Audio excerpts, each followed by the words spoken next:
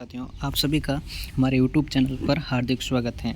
आज हम Kota open BA second year के पेपर SO04 समाजशास्त्र के कुछ इम्पोर्टेंट क्वेश्चन देखेंगे जो पिछले कई एग्ज़ामों में आए हुए हैं, जो इस प्रकार हैं। SO4 का नाम है भारत की सामाजिक समस्याएं। इसका पहला प्रश्न है, भारत की कोई दो सामाजिक समस्याएं बताइए। ये छोटे प्रश्नों में आते हैं, जो छोटे पहले 7 क्वेश्चन आते हैं 14 नंबर के। उनका पहला सवाल है कि भारत की कोई दो सामाजिक समस्या बताइए। उन्होंने 2 पूछा और हम यहाँ 5 लिखेंगे। जो बड़े सवालों में हम इनको पॉइंट के आधार पर काम ले सकते हैं। जो मुख्य समस्याएं इस प्रकार है। भारत की सामाजिक समस्याओं में बेरोजगारी, पहली समस्या बेरोजगारी, दूसरी निर्धनता, तीसरी निरक्षरता, चौथी जनसंख्या वृद्धि, पांचवी भ्रष्टाचार है। ये जो 5 सामाजिक समस्याएं हैं, ये भारत की मुख्य सामाजिक समस्याओं में आती हैं। दूसरा इम्पोर्टेंट सवाल, बाल न्यायालय से आप क्या समझते हैं। ये सवाल कई बार पिछले एग्जामों में आ चुके हैं।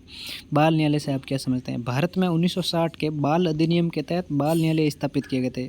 1960 में एक अधिनियम बना था बाल न्यायालय, उसके अनुसार ये बाल न्यायालय स्थापित किए गए थे। वर्तमान में भारत के सभी राज्यों में बाल न्यायालय हैं। इस न्यायालय में बालकों के द्वारा किए गए अपराधों की सुनवाई की जाती है। ये बाल न्यायालय का मुख्य कार्य है और बालकों को बाल सुधार गृह में रखा जाता है। तीसरा इंपॉर्टेंट क्वेश्चन कुछ इस प्रकार है, बेरोजगारी को परिभाषित कीजिए। तीसरा सवाल है कि आप बेरोजगारी को परिभाषित कीजिए। ये समाजशास्त्र SO04 के पेपर में कई बार आया हुआ है। बेरोजगारी वह स्थिति है जिसमें काम करने के योग्य व्यक्ति, काम करने की इच्छा रखने वाले व्यक्ति को काम रोजगार नहीं मिलता। इसके अनुसार काम में इच्छा रखने और योग्य व्यक्ति को काम नहीं मिलता, इसके बेरोजगारी कहते हैं। चौथा सवाल, विचलन के कोई 2 कारण बताइए। विचलन का मतलब होता है समाज के मुख्य नियमों को नहीं मानना, उनके विपरीत कार्य करना, उनको विचलन कहते हैं। विचलन के कोई 2 कारण बताइए। विचलन के 2 कारण इस प्रकार है। दोषयुक्त सामाजिकरण, इसका पहला कारण है कि अगर सामाजिकरण दोषयुक्त है तो वो विचलन का कारण बनेगा। भ्रष्टाचार, भ्रष्ट एवं अवैध तरीकों से कानून का क्रियान्वयन, अगर कानून भ्रष्ट और अवैध तरीकों से क्रियान्वयन होगा तो विचलन का कारण बनेगा। उल्लंघनकारी व्यवहार को छुपाना, अगर कोई गलत काम किया है और उसको छुपा देंगे तो वो भी विचलन का कारण बनेगा।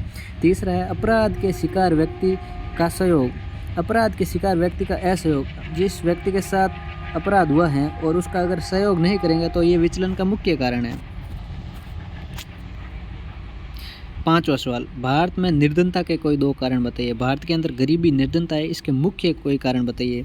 इसमें 2 छोटे सवालों में 2 कारण पूछे जाते हैं और हमने यहाँ 4 लिखे हैं जो बड़े सवालों में पॉइंट के रूप में काम आ जाएंगे और हम उस सवाल को भी कर सकते हैं। पहला कारण है जनसंख्या की वृद्धि, ज़्यादा जनसंख्या गरीबी का मुख्य कारण है। दूसरा कारण है अशिक्षा, अशिक्षा निर्धनता का कारण है। अशिक्षा के बिना लोगों को रोजगार नहीं मिल सकता और रोजगार के बिना निर्धनता आएगी। तीसरा है भूमि का असमान वितरण, भूमि का असमान वितरण इस प्रकार की, मतलब कहीं 10% लोगों के पास 90% ज़मीन है और 90% लोगों के पास सिर्फ 10% ज़मीन है। इस प्रकार ये निर्धनता का मुख्य कारण है।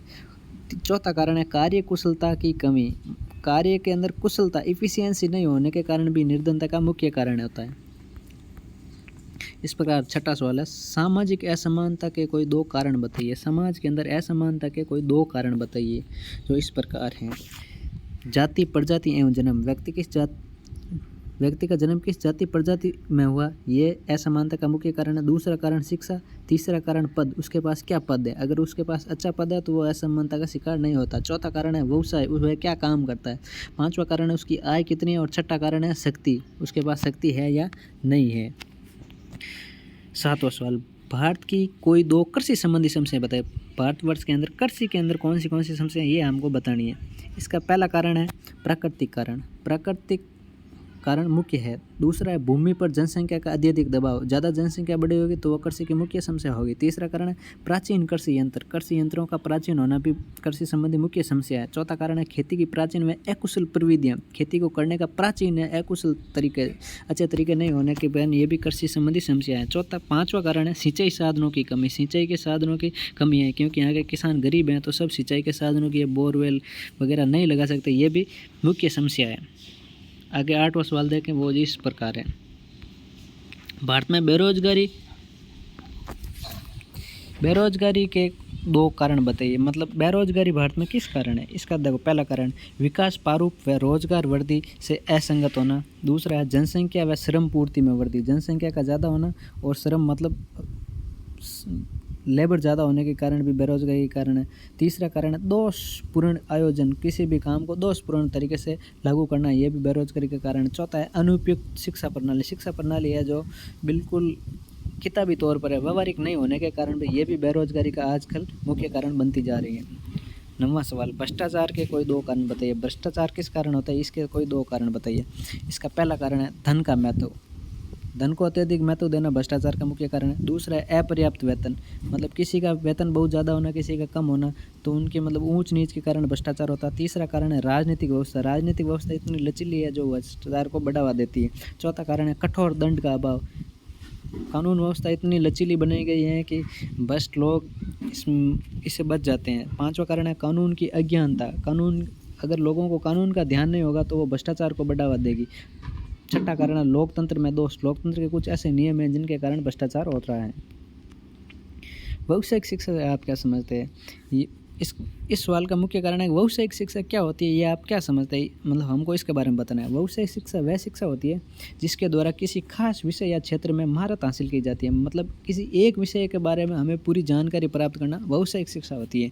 वह कौशल प्रशिक्षण की शिक्षा होती है, वो किसी एक खास प्रशिक्षण की शिक्षा होती है। यह विधि पाठ्यक्रमों जैसे कंप्यूटर, बैंकिंग, वित्त, पर्यटन, व्यापार आदि में कुशल बनाया जाता है, मतलब किसी विशेष क्षेत्र में उसे कुशल बनाकर उसको रोजगार हासिल करे, जिसे व्यावसायिक शिक्षा कहते हैं, मतलब प्रोफेशनल एजुकेशन।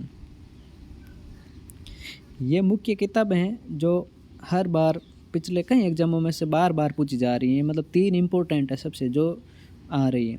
इनमें पहली किताब इस प्रकार है, इसका नाम है व्हाट इज़ सोशियोलॉजी, पुस्तक का नाम है व्हाट इज़ सोशियोलॉजी, इसके लेखक है एलेक्स इंकल्सन। व्हाट इज सोशियोलॉजी के लेखक है एलेक्स इंकल्सन। दूसरी किताब है सोशल डिसऑर्गेनाइजेशन, इसके दो लेखक है एलिट व मेरिल, एलिट एव मेरिल, किताब में इंग्लिश में लिखा हुआ है लेकिन मैंने यहाँ हिंदी में लिख दिया, एलिट एव मेरिल। तीसरी पुस्तक है मेजर सोशल प्रॉब्लम्स, मेजर मतलब बड़ी सोशल सामाजिक प्रॉब्लम्स, ये पुस्तक है, इसके लेखक है रॉबर्ट ए निस्तबेत। ये इम्पोर्टेंट पुस्तकें हैं जो पूछी जाती है। और ये कुछ 2-3 अवधारणाएं हैं जो पिछले कई एग्जामों में मैंने देखी है पूछी जा रही है। इसमें पहली अवधारणा है श्वेत वस्त्रधारी अपराधी, मतलब किसने कहा कि श्वेत वस्त्रधारी अपराधी होते हैं? ये कहा है E.H. सदरलैंड ने। दूसरी अवधारणा सांस्कृतिक विलंबन की अवधारणा, सांस्कृतिक विलंबन की अवधारणा दी है विलियम F. ऑगबर्न ने। तीसरी अवधारणा बाल अपराध का शव और भौमिक, यह उदाहरण दी है जॉर्ज हर्बर्ट ने। चौथी है सामाजिक विघटन का सिद्धांत, सामाजिक विघटन का सिद्धांत दिया है रोनाल्ड एल वॉरेन ने। आगे 2 इम्पोर्टेंट क्वेश्चन जो मुझे लगे, सामाजिक समस्याओं के प्रकार बताइए, मतलब सामाजिक समस्या कितने प्रकार की होती हैं? सामाजिक समस्या मुख्य रूप से 2 प्रकार की होती है। पहली है प्रकट सामाजिक समस्या, दूसरी है प्रच्छन्न या गुप्त सामाजिक समस्या। जो सामाजिक समस्या सबके सामने प्रकट होती है उसको प्रकट सामाजिक समस्या कहते हैं। कुछ समस्याएं मतलब गुप्त रूप से होती है, उनके प्रच्छन्न या गुप्त सामाजिक समस्या कहते हैं। सामाजिक समस्या के कारण बताइए। मुख्य रूप से सामाजिक समस्या किस कारण होती है वो कारण बताइए। ये 4 कारण मुख्य है। संस्थाओं में संघर्ष, 2 संस्थाओं में संघर्ष होता है वो सामाजिक समस्या होती है। 2 जातियों में सामाजिक संघर्ष सामाजिक समस्या का कारण बनती है। सामाजिक गतिशीलता, व्यक्तिवादी दृष्टिकोण, व्याधिक परिस्थिति, ये मुख्य रूप से हैं। ठीक है, थैंक यू साथियों। ये सोशियोलॉजी SO4 के कुछ इंपॉर्टेंट क्वेश्चन हैं जो काफ़ी कई एग्जामों से आ रहे हैं, जो मैंने देखे हैं। ये छोटे सवाल में काम आ जाएंगे और मतलब इन पॉइंट के आधार पर हम बड़े सवाल भी कर सकते हैं। थैंक यू, धन्यवाद।